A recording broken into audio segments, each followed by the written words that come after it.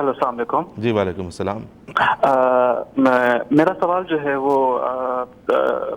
कुफ्र के हवाले से है कि अहमदी बिलीफ के मुताबिक मुझे समझना था कि मिर्ज़ा गुलाम अहमद साहब ने जो वेबसाइट्स में जो तहरीर जो एक्सट्रैक्ट बताए जाते हैं उससे पता चलता है कि उन्होंने कहा है कि जो मुझे नहीं मानता वो काफिर है, न फ़कत काफिर है बल्कि दायरे इस्लाम से खारिज है।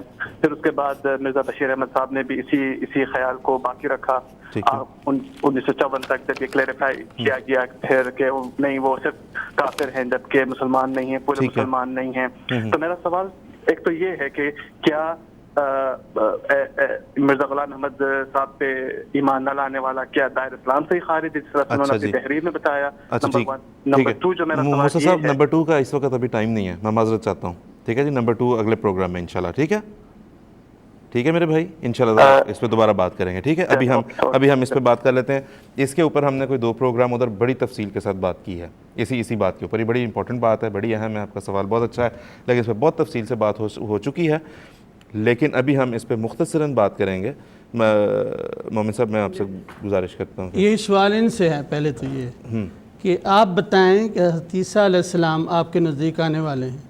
जब वो आएंगे उनको ना मानने वाले को हज़रत ईसा अलैहिस्सलाम क्या कहेंगे और आप लोग क्या कहेंगे? पहला जवाब तो यही है और यही असल जवाब है। दूसरी बात यह है कि मिर्ज़ा साहब ने कतन किसी को काफिर नहीं कहा, बल्कि हज़रत मिर्ज़ा अलैहिस्सलाम ने जब इन लोगों से तकफीर के फतवों सुन के आप तंग आ गए तो आपने उनके सामने नबी करीम सल्लल्लाहु अलैहि वसल्लम की हदीस रखी कि नबी करीम फरमाते हैं मन कफ़र मुस्लिमन फ़क़द आदा अलैहि कुफ्रहू, कि जिसने किसी मुसलमान को काफिर कहा वो उस पर उसका कुफ्र लौट जाएगा। नबी करीम हज़रत मसीह साहब ने फरमाया कि ये नबी करीम सल्लल्लाहु अलैहि वसल्लम की हदीस सामने रखो।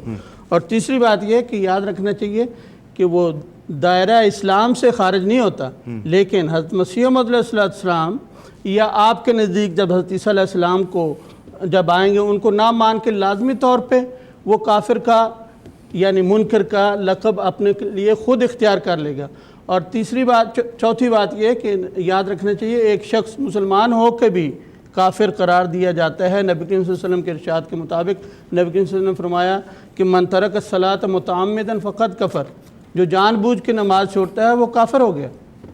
बिल्कुल ठीक, बहुत बहुत शुक्रिया जी, जज़ाकुमुल्लाह।